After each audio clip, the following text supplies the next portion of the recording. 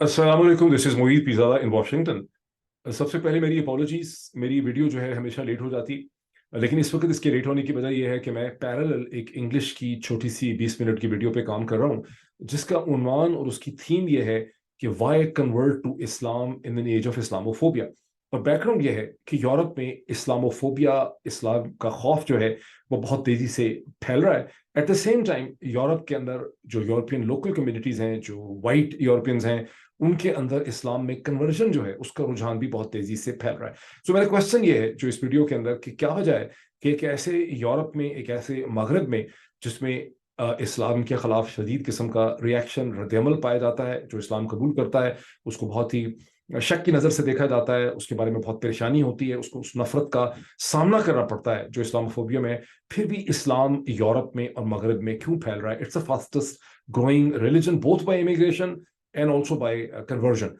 इसमें मैंने एक ऐसे डच नौ मुस्लिम का मैंने इंटरव्यू किया है, जिन्होंने इस्लाम कबूल किया, who's a white यूरोपियन और वेरी एजुकेटेड, और एक ऐसे मुल्क से ताल्लुक उनका हॉलैंड से है, एक ऐसा मुल्क जहाँ पे गुज़िश्ता चंद हफ्तों में गिरिथ विल्डर्स, जो बहुत बड़े इस्लामोफोब हैं, उनसे आप सब वाकिफ हैं, इस्लाम के बारे में उनकी कमेंट्रीज, उनके जज्बात, उनके रिएक्शंस, उनकी स्टेटमेंट्स। इटली के अंदर जॉर्जियो मेलोनी, अक्टूबर 2022 में जॉर्जिया मेलोनी जो है वो इटली की प्राइम मिनिस्टर बनी। वो भी एक बहुत ही एंटी इस्लाम किस्म की पार्टी से उनका ताल्लुक है, उनकी मसलसल इस किस्म की स्टेटमेंट्स आती हैं।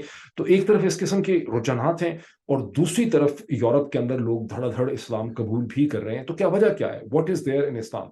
तो ये वो वीडियो है जिसे मैं अगले चंद घंटों में रिलीज करूंगा, उसके लिंक्स में शेयर करूंगा इस चैनल के ऊपर। और मेरी आपसे रिक्वेस्ट है, आपको पहले ही हेड ऑन अलर्ट कर रहा हूं कि आप वो वीडियो देखिएगा, मुझे अपने अपने रिएक्शन और रद्दमल दीजिएगा। मैं चाहूंगा कि उसके ऊपर एक डिबेट हो। इंग्लिश की वीडियो लोग कम देखते हैं, इसलिए पहले आपको वार्न कर रहा हूं। अब आए हम पाकिस्तान की सूरत हाल में। At the end of December 27 2023, गलबन सबसे जो interesting, sensational, questionable, provocative development है वो तो ये है कि गुज़िश्ता 18 घंटे में पाकिस्तान के twice former foreign minister of Pakistan, very respected politician, कभी किसी को उनकी पर्सनैलिटी पे ज्यादा एतराज भी नहीं हो सकता, शाह महमूद कुरैशी साहब को जिस तरह से अडयाला जेल के अंदर से पकड़ के गिरफ्तार किया गया, अडयाला जेल के बाहर से नहीं उनको गिरफ्तार किया गया, अडयाला जेल के अंदर से उनको पकड़ के उनको अगवा किया गया। और लफ्ज अगवा इज द राइट वर्ड, वो गिरफ्तारी नहीं है, वो अगवा है। उनको इस तरह से क्यों अगवा किया गया? और चौधरी निजामुद्दीन के जो अहलकार हैं वो इस तरह से क्यों बिहेव कर रहे हैं, इसकी क्या वजह है? ये सिर्फ एक एरोगेंस है? सुप्रीम कोर्ट ऑफ पाकिस्तान के मुंह पे थप्पड़ मारे जा रहे हैं, हाई कोर्ट्स की बेइज्जती की जा रही है, रूल ऑफ लॉ को तबाह किया जा रहा है, मसलसल ये दिखाया जा रहा है कि हम ही ताकत हैं, हम हैं, जो कुछ हैं हम ही हैं, या इसके पीछे कोई और भी मसलहत और हिकमत अमली जो है वो कार फरमाए? ये क्या है? ये एक ऐसा इंसिडेंट है, ये एक ऐसी डेवलपमेंट है जिसकी अक्रॉस द पाकिस्तान मजम्मत हो रही है। ये पहली डेवलपमेंट है जिसकी पाकिस्तान पीपल्स पार्टी के लीडर भी मजम्मत कर रहे हैं अक्रॉस द, यानी तहरीक इंसाफ के तो मेरा ख्याल है कोई भी लीडर ऐसा नहीं है, including the president of Pakistan doctor Arif Alvi, जिन्होंने इसकी शदीद मजम्मत नहीं की। तैमूर झगड़ा हो या शेर अफजल मरवत हो या कोई और जितने भी तहरीक इंसाफ के लीडर हैं, उन्होंने इसकी मजम्मत की है। ज़राए इब्लाग में मीडिया के बहुत से लोगों ने इसकी मजम्मत की है। मुशाहिद हुसैन सैयद साहब ने इसकी मजम्मत की, तो बहुत लोगों ने इसकी मजम्मत की। लेकिन यहाँ पे हो क्या रहा है, इसका मैं एक एनालिसिस आपके सामने लेकर आऊंगा। लेकिन इससे पहले क्या हम इसकी डेवलपमेंट, जो मेन थीम है इस वीलॉग का, इसकी तरफ चलने से पहले दो चार और डेवलपमेंट्स हैं जिसकी तरफ मैं निशानदेही कर दूं, उसके ऊपर क्विक मैं कमेंट्स करता चला जाऊं। एक डेवलपमेंट वो है जहां आप देखते हैं कि गुज़िश्ता 24 घंटे में पाकिस्तान की मिलिट्री ने और मिलिट्री का जो पब्लिक रिलेशन आर्म है, inter services public relation ISPR, उन्होंने फुटेज वगैरह जारी की है, खबर दी है कि किस तरह से पाकिस्तान ने फतह सेकंड का एक कंप्लीट सक्सेसफुल फ्लाइट टेस्ट किया है। और पाकिस्तान आर्मी हर वक्त अपने मिसाइल टेस्टिंग करती रहती है, which is very important, because उनका जो क्रेडिबल मिनिमम डिटरेंस है उसके लिए बहुत ज़रूरी है। और जो दुनिया भर में आप कॉन्फ्लिक्ट देख रहे हैं, वहाँ आप देख रहे हैं कि जो नई वॉर है उसके अंदर जो मिसाइल डिफेंस है, उसके अंदर जो ड्रोन्स हैं, उसके अंदर जो आर्टिफिशियल इंटेलिजेंस है, उसकी इंपॉर्टेंस बहुत बढ़ गई है। तो फतह सेकंड का उन्होंने एक सक्सेसफुल टेस्ट किया है, जिसके बारे में हमें बताया गया है कि सीनियर मिलिट्री लीडरशिप ने उसको देखा। गालिबन प्रेसिडेंट ऑफ पाकिस्तान और इंटरिम जो प्राइम मिनिस्टर हैं, वो अपने आप को इंटरिम तो खैर नहीं समझते, केयरटेकर प्राइम मिनिस्टर हैं अनवारुल काकड़ साहब, वो भी वहाँ पे मौजूद थे along with the tri services chiefs. और ये जो मिसल है फतह सेकंड, इससे पहले अबाबील का भी 3-4 महीने पहले कंप्लीट सक्सेसफुल फ्लाइट टेस्ट किया गया था। ये 400 किलोग्राम का कन्वेंशनल पेलोड कैरी कर सकता है। मैंने नहीं देखा कि ये कोई न्यूक्लियर पेलोड कैरी कर सकता है। ये 400 किलोग्राम तक कन्वेंशनल पेलोड कैरी कर सकता है और 400 किलोमीटर तक या 400 मील तक इसकी मार है। But these facts are not important. What is important is जब ये डेवलपमेंट हुई है, इसी पैरेलल 24 घंटे में हम देखते हैं कि हिंदुस्तान के फॉरेन मिनिस्टर जनाब जो जयशंकर सुब्रमण्यम जयशंकर जो हैं, वो मौजूद हैं मॉस्को के अंदर, जहां उनकी मुलाकात होती है रशिया के फॉरेन मिनिस्टर सर्जी लेवरोव के साथ। और फिर सर्जी लेवरोव जो है वो एक प्रेस टॉक करते हैं, जिसमें दोनों करते हैं प्रेस टॉक, लेकिन स्टेटमेंट ये इश्यू होती है कि रशिया और हिंदुस्तान जो है उनके दरमियान एक एग्रीमेंट हो गया है, एक अंडरस्टैंडिंग हो गई है जॉइंट डिफेंस प्रोडक्शन के हवाले से। ये एक बहुत इंपॉर्टेंट डेवलपमेंट है, क्योंकि हिंदुस्तान के मल्टी डायमेंशनल स्ट्रेटेजिक रिलेशनशिप हैं अमेरिका के साथ। वो वहां से भी जॉइंट डिफेंस प्रोडक्शन की कोशिश उनकी हो रही है, शायद हो भी रही है वहां पे, कि अमेरिका के जहाज मैन्युफैक्चर हों, वेपन सिस्टम मैन्युफैक्चर हों हिंदुस्तान के अंदर। यूरोप के साथ भी उनकी, फ्रांस के साथ भी ऐसी है। लेकिन अब रशिया के साथ उनकी जॉइंट डिफेंस प्रोडक्शन का एग्रीमेंट जो है वो हो गया है, और सर्जी लेवरोव ने उसका अनाउंस किया है। और सर्जी लेवरोव ने ये भी बताया कि अगले 1-2 दिन में, इसी हफ्ते जो हफ्ता शुरू हो रहा है, हिंदुस्तान के फॉरेन मिनिस्टर जयशंकर जो हैं वहीं पे होंगे, और प्रेसिडेंट पुतिन के साथ, रशिया के प्रेसिडेंट पुतिन के साथ भी उनकी मुलाकात होगी। और जो साल नया शुरू हो रहा है 2024 में, उसमें एक समिट मीटिंग होगी बिटवीन हिंदुस्तानी प्राइम मिनिस्टर जनाब नरेंद्र मोदी और रशिया के प्रेसिडेंट पुतिन के दरमियान। Important development. ज़हन में ये भी रखिए कि यूक्रेन की जंग के बाद से हिंदुस्तान ने अपनी बहुत ही कामयाब सक्सेसफुल डिप्लोमेसी की है, जिसमें उन्होंने एक तरफ तो अपना मल्टी डिमेंशनल वेस्ट रिलेशनशिप है उसको भी बरकरार रखा है। वो दुनिया के तमाम इंपॉर्टेंट जो फोरा हैं ट्रेड के हवाले से, स्ट्रेटेजिक जो फोरम्स हैं, वहां पर भी मौजूद हैं। और रशिया के साथ उनका जो ट्रेड है उसमें भी इजाफा हुआ है। रशिया एक कैश स्ट्रैप्ड इकोनॉमी है, मुश्किल में है। उसके ऊपर कभी भी किसी मेजर पावर के ऊपर इंसानी तारीख में इतने बड़े सैंक्शंस नहीं लगाए गए जितने इस वक्त रशिया को सैंक्शंस फेस करने पड़ रहे हैं। ये सैंक्शंस उन सैंक्शंस से ज्यादा डीप और बाइटिंग सैंक्शंस हैं जो यूक्रेन के बाद लगे हैं, जो 1979 की जो रशियन इन्वेजन थी सोवियत यूनियन की अफगानिस्तान की, उसके बाद भी सैंक्शंस लगे थे, लेकिन ये उनसे ज्यादा हार्ड हिटिंग सैंक्शंस हैं। तो एक ऐसा हार्ड हिटेड सैंक्शन ज्यादा रशिया जो है, उसके साथ हिंदुस्तान का जो इकोनॉमिक लेवरेज है उसमें बहुत तेजी से इजाफा हुआ है। और जो फिगर्स मैंने देखे हैं कि इस वक्त दोनों का जो बायलैटरल ट्रेड है वो $50 बिलियन का है, जो रशिया के फेवर में है, इन द सेंस कि रशिया एक रिसोर्स रिच है और रिसोर्स बेच रहा है अपना, तेल और गैस तो नहीं, तेल दे रहा है हिंदुस्तान को। हिंदुस्तान के जरिए उसका तेल एक्सपोर्ट भी हो रहा है, और रशिया की जो डिपेंडेंस है इंडिया के ऊपर वो बढ़ती चली गई है। ये 2 डेवलपमेंट्स हैं जिसका आप कंपैरिजन कर ले। एक तरफ फतह सेकंड का मिसाइल टेस्टिंग, और दूसरी तरफ हिंदुस्तान और रशिया के दरमियान जो एग्रीमेंट हुआ। अच्छा, अब हम आए इस चीज के ऊपर। दूसरी एक डेवलपमेंट बहुत इंपॉर्टेंट, इससे पहले कि हम शाह महमूद कुरैशी साहब की तरफ चले, सुप्रीम कोर्ट ऑफ पाकिस्तान के एक 2 मेंबर बेंच ने, जिसमें एक्टिंग चीफ जस्टिस जनाब सरदार तारिक मसूद साहब हैं, उनके साथ अतर मनल्ला साहब हैं, उन्होंने इमरान खान के वकला की, जिसमें लतीफ़ खोसा साहब की, उनकी फर्म की ये पिटिशन थी इमरान खान के बिहाफ पे, उसे उन्होंने रद्द कर दिया। ये पिटिशन क्या थी? इमरान खान की तरफ से पिटिशन की गई थी अर्ली हेयरिंग की, कि आपने तोशा खाने के केस में, जो इस्लामाबाद हाई कोर्ट ने चंद दिन पहले, तोशा खाने में इमरान खान ने एक पिटिशन की थी इस्लामाबाद हाई कोर्ट के एक डिविजनल बेंच के सामने, जिसमें आमिर फारूक साहब मौजूद थे एज यूजुअल। और वहां पे उनकी इस्तदा ये थी कि उनका सेंटेंस तो पहले सेट असाइड हो गया था तोशा खाने के केस में, जो 5 अगस्त 2023 का डिसीजन था हुमायूं दिलावर का, लेकिन उनकी कन्विक्शन को सेट असाइड किया जाए ताकि वो इलेक्शन के अंदर, इलेक्शन 2024 में पार्टिसिपेट कर सकें। और आपको पता है कि इलेक्शन 2024 में इमरान खान के जो कागजात नामजदगी हैं, जो उनके नॉमिनेशन पेपर्स हैं, वो जमा तो हो गए, लेकिन वहां पे फौरी तौर पे एक एतराज आ गया। एतराज़ात और स्क्रूटनी का टाइम पीरियड जो है इलेक्शन कमीशन ने 25 से 30 दिसंबर रखा था। पीएमएलएन के नवाज शरीफ साहब के बिहाफ पे पीएमएलएन ने उनके ऊपर एतराज किया है। इमरान खान की साइड से तहरीक इंसाफ ने नवाज शरीफ साहब के नॉमिनेशन, क्योंकि नवाज शरीफ साहब के भी केसेस की फाइनलाइजेशन क्लियर नहीं है, वहां पर पीटीआई और इमरान खान की तरफ से तो उन पर एतराज नहीं किया गया।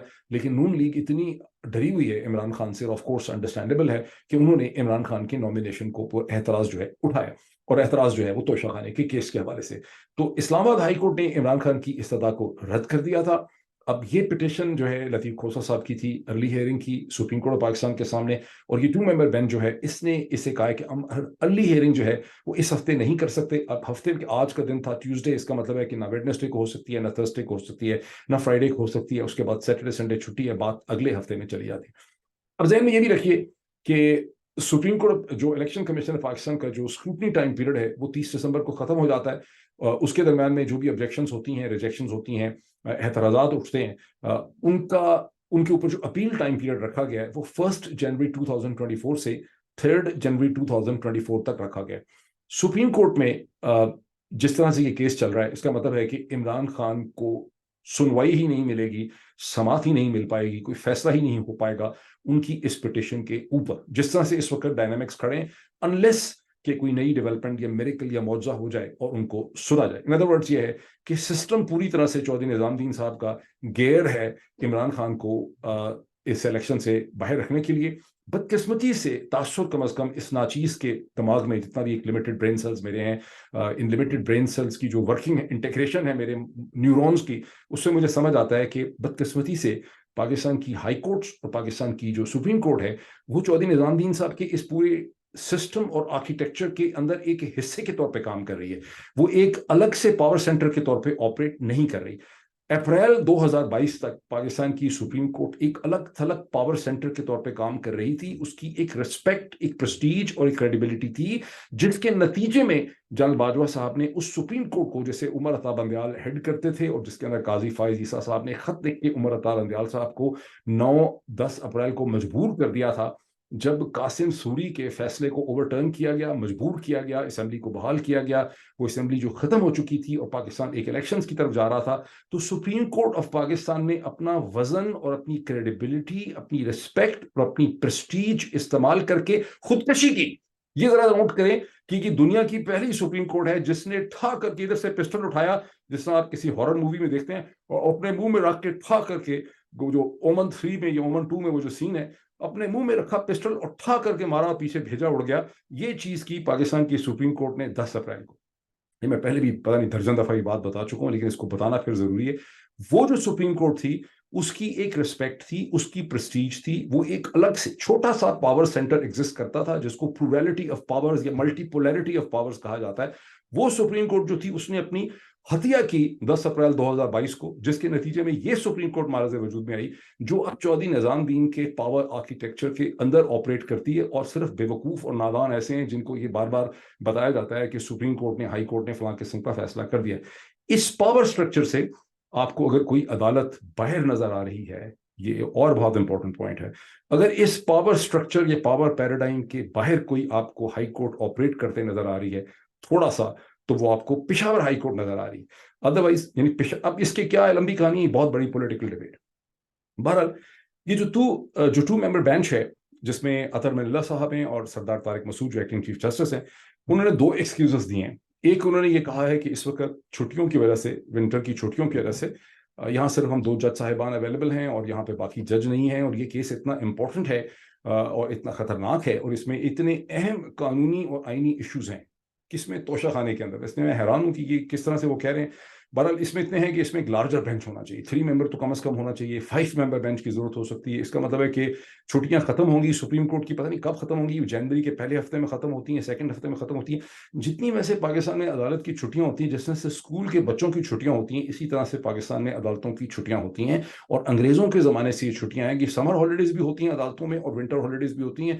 بہت تھوڑے جج صاحبان رہ جاتے ہیں. پاکستان کے لوگوں کو ویسے بھی عدالتوں سے کوئی بہت زیادہ جسٹس نہیں ملتا, لیکن چھٹیوں میں جو بچہ کچا تھوڑا بہت ملتا تھا 5-10%, وہ بھی ختم ہو جاتا ہے. دوسری جو ریزننگ یہاں پہ دی ہے اطہر من اللہ صاحب نے, وہ یہ کہا ہے کہ آپ ہمارے سامنے, لطیف کھوسہ صاحب 2 قسم کی ریکویسٹ لے کے آ گئے ہیں. ایک یہ ہے کہ آپ کہہ رہے ہیں کہ سینٹینس جو ہے, یعنی سزا جو ہے, اس کو ختم کیا جائے. دوسرا, آپ کنوکشن, جو جرم کی کنوکشن ہوتی ہے کہ جرم پروو ہو گیا عمران خان کے کیس میں, اسے ختم کیا جائے. یہ مجھے بات سمجھ نہیں آ رہی کہ ایسا کیوں ہے, یہ کیوں کہا ہے چیف آنریبل جسٹس اطہر من اللہ صاحب نے.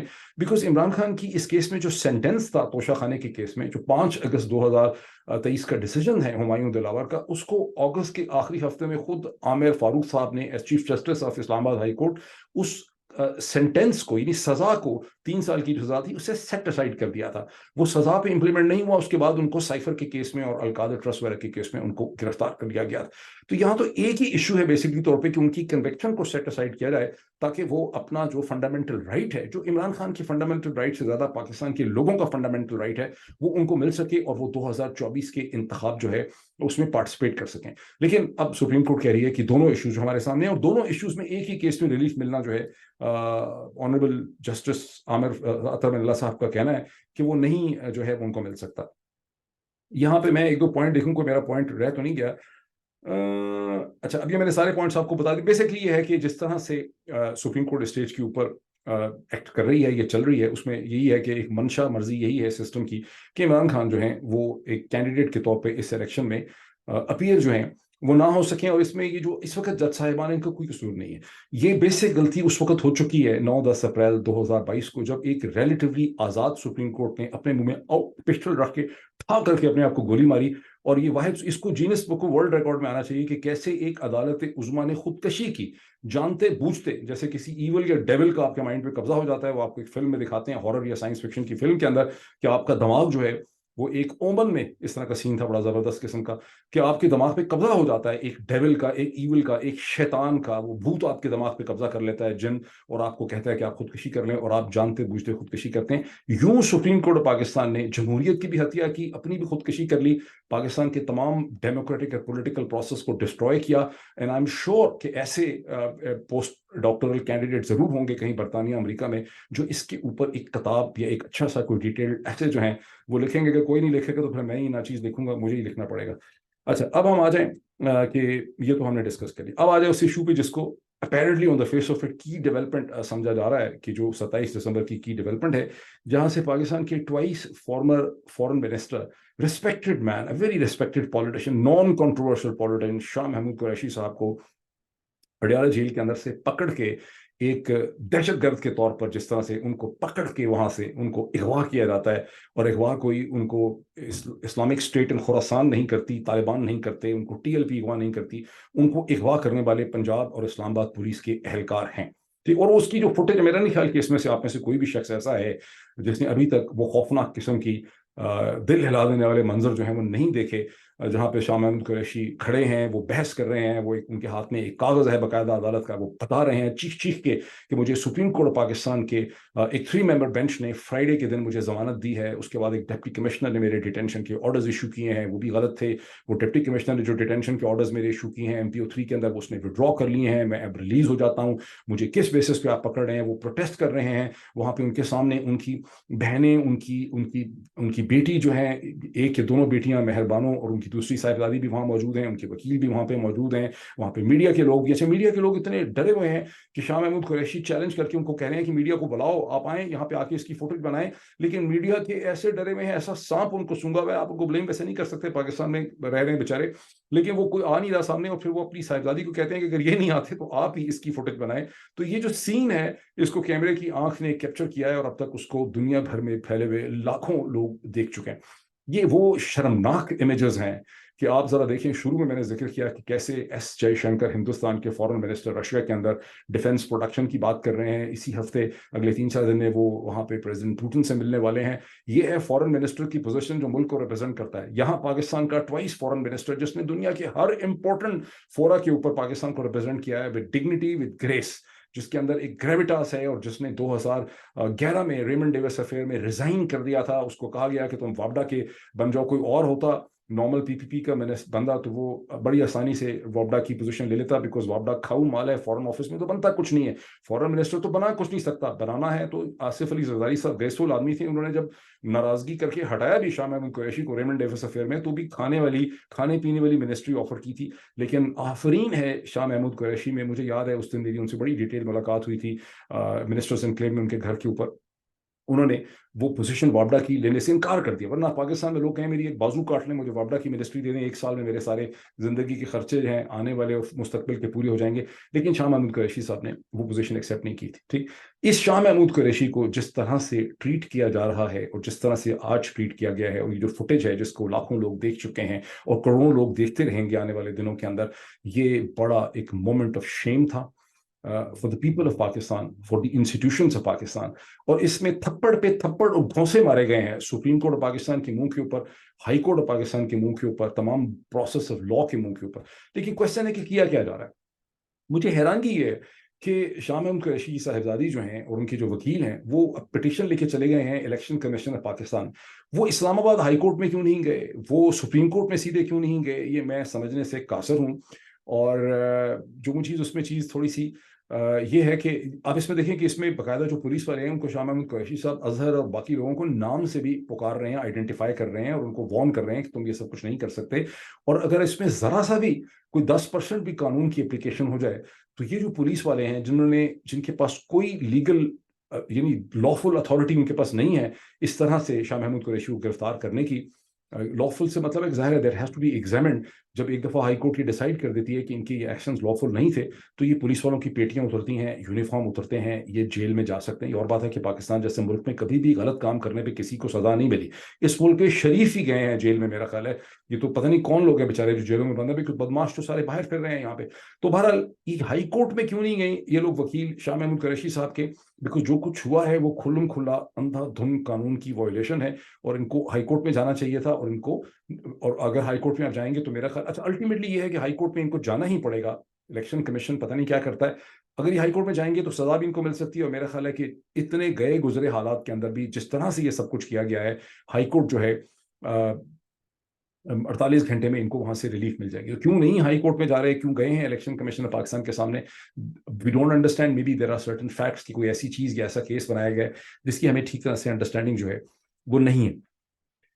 اب یہاں یہ کوشچن پیدا ہوتا ہے کہ عمران ریاض خان صاحب نے ایک بڑا میننگ فل قسم کا ٹویٹ کیا جس میں انہوں نے, جس کو 10,000 سے زیادہ لوگ اس کو ری ٹویٹ کر چکے ہیں, ری پوسٹ کر چکے ہیں, جس میں انہوں نے کہا کہ انہوں نے ملتان کی جو الیکشن ہے وہ شاہ محمود قریشی صاحب کو گفٹ کر دیا گیا ہے, اور اگر گیلانی اس کو یہ سمجھ آ رہی ہے تو ان کو اس پہ پوزیشن لینی چاہیے. اس کے بعد ڈرے جو یوسف رضا گیلانی کا پورا خاندان جو ہے انہوں نے دھڑ دھڑ اس کے اوپر ٹویٹ کیے ہیں. یوسف رضا گیلانی صاحب کی طرف سے, گیلانی ہاؤس کی طرف سے, قاسم گیلانی کی طرف سے بڑی مذمت اس کی گئی, اور پیپلز پارٹی کے اور لیڈروں نے بھی اس کی بہت زیادہ مذمت کی.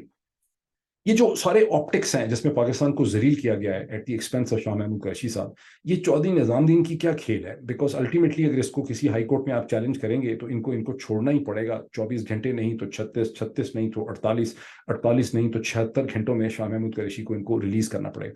تو پھر یہ سارا ڈرامہ اور کھڑا کہ انہوں نے کس چیز کے لیے رچایا ہے؟ ایک کامن جو پرسپشن ابھی تک دیکھ رہا ہوں لوگوں کی وہ تو یہی ہے کہ یہ اپنی طاقت دکھا رہے ہیں, سپریم کورٹ کے منہ پہ تپاچے مار رہے ہیں, ہائی کورٹس کو بتا رہے ہیں کہ تمہاری کوئی حیثیت نہیں ہے, ہم ہیں اس ملک کے اندر. لیکن maybe I don't really know for 100% sure, تو آپ نہیں ہو سکتے. پاکستان جیسے ملک میں تو آپ کسی بھی چیز کے بارے میں حتمی طور پہ نہیں کہہ سکتے, but maybe there is a different kind of political strategy, a chess game that is going on, جس کی کچھ اور سیاسی قسم کے مقاصد ہوں جس کو ہم اس سٹیج کے اوپر ٹھیک طرح سے اسیس نہیں کر سکتے. اور اگلے آنے والے دنوں میں ہمیں اس کی حقیقت جو ہے وہ کھل جائے گی, کہ حقیقت کھل جاتی ہے چیزوں کی.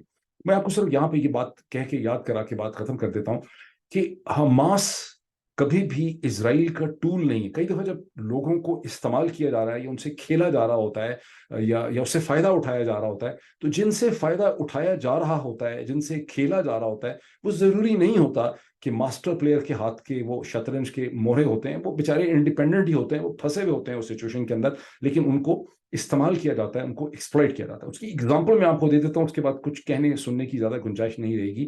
حماس کی کریشن سے آج تک اسرائیل کی انٹیلیجنس ایجنسیز نے, موساد نے اور اسرائیلی اسٹیبلشمنٹ نے حماس کو اپنے مہرے کے لیے اور اپنے مقاصد کے لیے استعمال کیا. 1% بھی ایویڈنس نہیں ہے کہ حماس کبھی بھی اسرائیلی انٹیلیجنس کا ٹول تھی یا مہرا تھی. کبھی بھی کوئی ان کے لیڈرشپ جو ہے وہ اسرائیل کے ہاتھ میں کھلونا نہیں تھا. حماس نے ہمیشہ اپنی فیلنگز کے ساتھ ریئیکٹ کیا. اس کی کریشن کا پورا پروسیس بھی جس طرح سے بھی انسپائر ہوا, Hamas has always been anti Israel player, but ہمیشہ اسرائیل نے حماس کو یوز کیا for its larger strategic gamble, کیونکہ وہ فلسطینیوں کا جو لارجر پولیٹیکل ڈیمانڈ تھی 2 اسٹیٹ سولوشن کی, اس کو فیل کرنے کے لیے حماس کو استعمال کرتے رہے. اور ابھی بھی جو ہے ان کی پوری گیم جو ہے وہ پوری شدت سے جاری ہے. اور آپ کو میں اکثر لوگوں کو احساس ہوگا اس کا کہ میں روز بیٹھ کے کئی گھنٹے جو ہے ان چیزوں کو فالو کرنے میں لگاتا ہوں. تو حماس اسرائیل کا ٹول نہیں ہے, لیکن اسرائیل حماس سے مسلسل کھیل رہا ہے اپنے لارجر اسٹریٹجک گول میں, جو اکثر جن کو شاید حماس کو اس کی انڈرسٹینڈنگ بھی نہیں ہے, اور اب یہ اس پہ بات میں ختم کر دیتا ہوں. یہاں پر بھی چودھری نظام الدین کی کچھ شطرنج کی کھیل ہو رہی ہے جس کے میننگ جو ہے اور 2 4 5 دن میں 15 دن میں ہمارے سامنے کھل کے سامنے آ جائیں گے. جو کچھ بھی ہوا یہ بہت انیوژل ہے, یہ بہت عجیب قسم کی ساری ڈیولپمنٹ. ہاں ایروگنس ہے, بدماشی ہے, وہ سب کچھ تو ہے ہی, وہ تو انہوں نے ڈسپلے کیا ہی ہے, لیکن یہ صرف ایروگنس اور بدماشی نہیں ہے, that is more than arrogance and بدماشی. ابھی اتنا ہی, پھر آپ سے ملاقات ہوتی ہے. Thank you so much.